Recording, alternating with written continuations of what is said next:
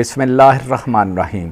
मैं मोहम्मद इकबाल शाद फोर्डाबाद से आप लोगों से मुखातिब हूँ। आप सबको अस्सलामु अलैकुम।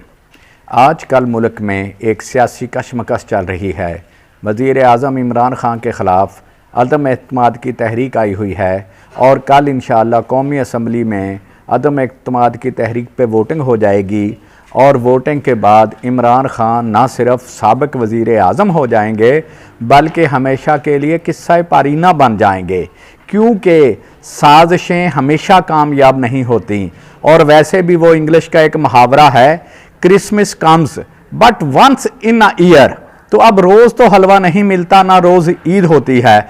इसलिए आजकल इमरान ख़ान साहब को और ARY न्यूज़ पे साबिर शाकिर को, अरशद शरीफ को, दुनिया न्यूज़ पे खावर घुम्मन को, हबीब अकरम को और 92 पे हारून रशीद को आप रोते हुए देखा करें और इन्जॉय किया करें और देखें कि जो अपने आप को पढ़े लिखे कहते हैं वो कैसी अजीबो गरीब सी बातें करते हैं और आदमी हैरान हो जाता है कि इन लोगों के दिमाग कितने घटिया हैं, इनकी सोच कितनी घटिया है। और मुल्क से ये लोग मोहब्बत करते हैं, ये मुल्क में अनारकी फैलाना चाहते हैं, अजीब अजीब मशवरे दे रहे हैं।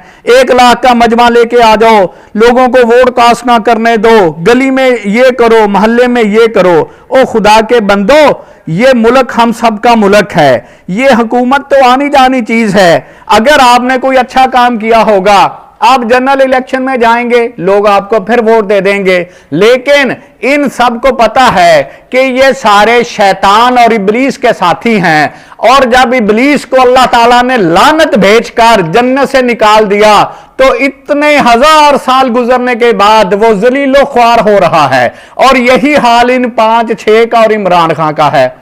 आज एक अजीबो गरीब सूरत हाल कि जी हम सुप्रीम कोर्ट में कहते जी हम वोटिंग नहीं कराते। अटॉर्नी जनरल ने समझाया कि आप अपनी अकल का इलाज करवाएं, आप क्यों सब पे आर्टिकल 6 लगवाना चाहते हैं।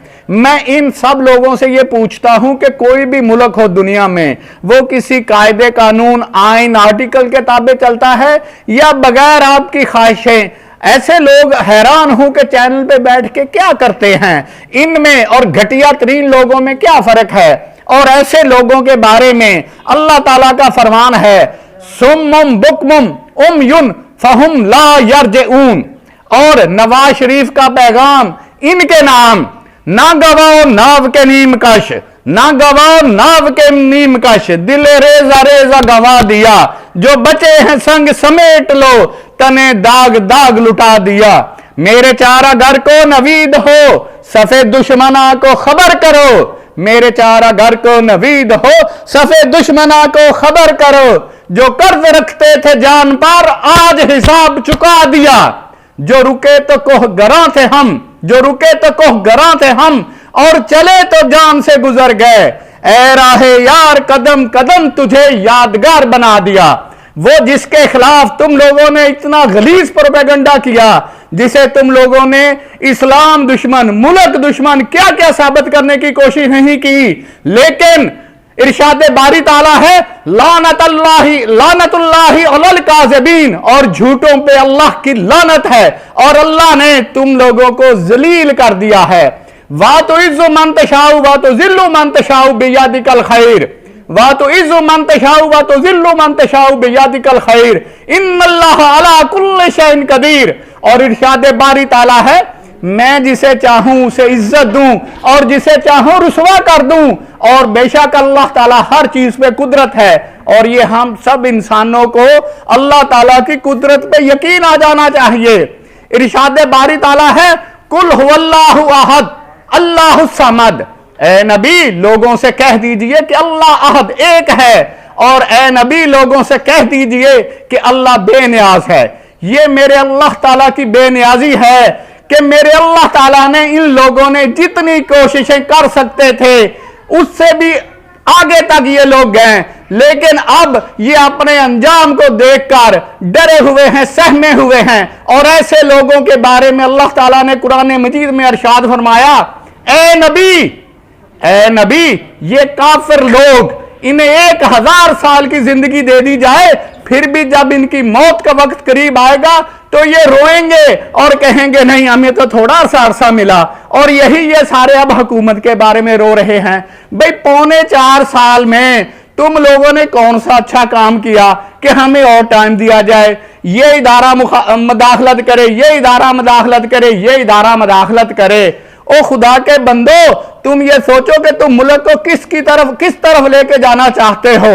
इस मुल्क ने तुम्हें इज्जत दी और तुम लोग इतने घटिया हो कि अब तुमसे ये बर्दाश्त नहीं हो रहा। क्यों? क्योंकि तुम्हें तुम्हारे अमाल नजर आ रहे हैं। तुम्हें नजर आ रहा है कि अब अडयाला जेल, लाहौर को लखपत जेल, बहावन लगे डिस्ट्रिक्ट जेल, बल्कि ये हमारे फोडाबाज की फुरडा जेल भी अब इनके लिए साफ की जा रही है।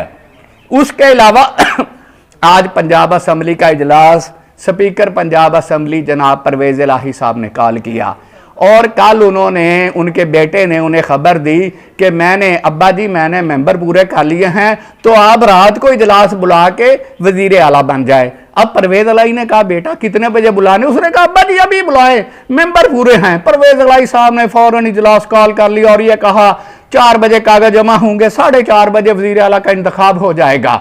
अब सारी रात उनके साहबजादे मुनस इलाही साहब जहांगीर तरीन ग्रुप के कदमों में बैठे रहे।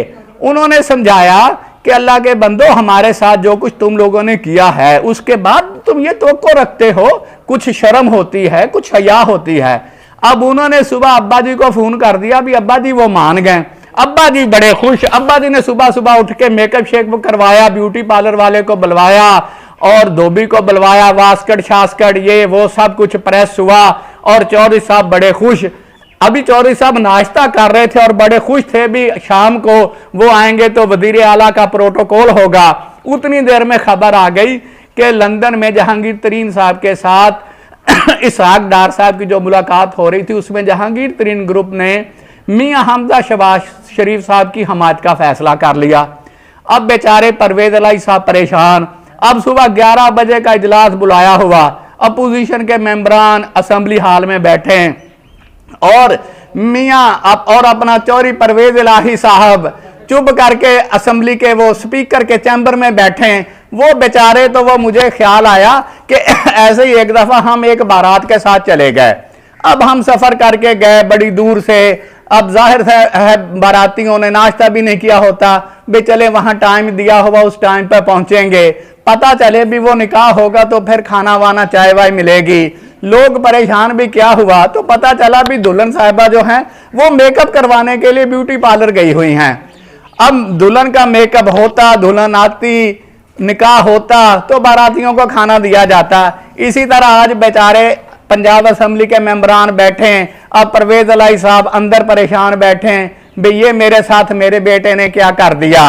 और फिर वो किसी ने हमें बताया बड़े बावसूख जरिए से कि उन्होंने मुनस इलाही को बुला के उसके कान पकड़वा दिए और कान पकड़वा के 4-5 छितर उनकी तशरीफ में मारे कि वो शरीफ आदमी, मुझे वजारत आला इज्जत से मिली, तुम मुझे इधर ले आए।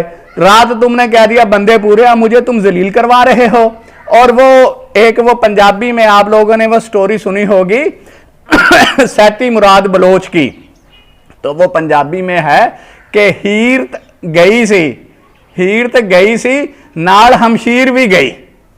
तो परवेज इलाही साहब जो हैं वो वजीर आला तो क्या बनेंगे, अब उनकी स्पीकरशिप जो है वो जाने वाली है। और वो बेचारे परेशान मिन्नतें कर रहे हैं। और वो अखबार नवीस के जी चौधरी बरादरान साहब बड़ी गेम खेलते हैं, बड़ी कैलकुलेशन है, बड़ा हिसाब किताब है। नहीं, कुरान पाक में इरशाद है, ए नबी, ये जो काफिर लोग कहते हैं कि हम बड़ी चालें चलते हैं, नहीं, जब अल्लाह चाल चलता है तो इनकी सारी चालें बेकार रह जाती हैं। और इरशाद बारी ताला है, इन्नल्लाह सरीउल हिसाब, बेशक अल्लाह हिसाब में बहुत तेज है। तो बेचारे चौधरी बरादरान साहब अब किस्सा पारीना हैं और कभी वो हमारे बच्चे जो है वो सुना करेंगे भी कोई गुजरात के चौधरी भी सियासत में होते थे, तो अब वो कहां होते हैं। तो हम लोग उन्हें बताया करेंगे जी बेटे वो कभी कभी अब गांव से जनरल काउंसलर बन जाते हैं, कभी नहीं बनते।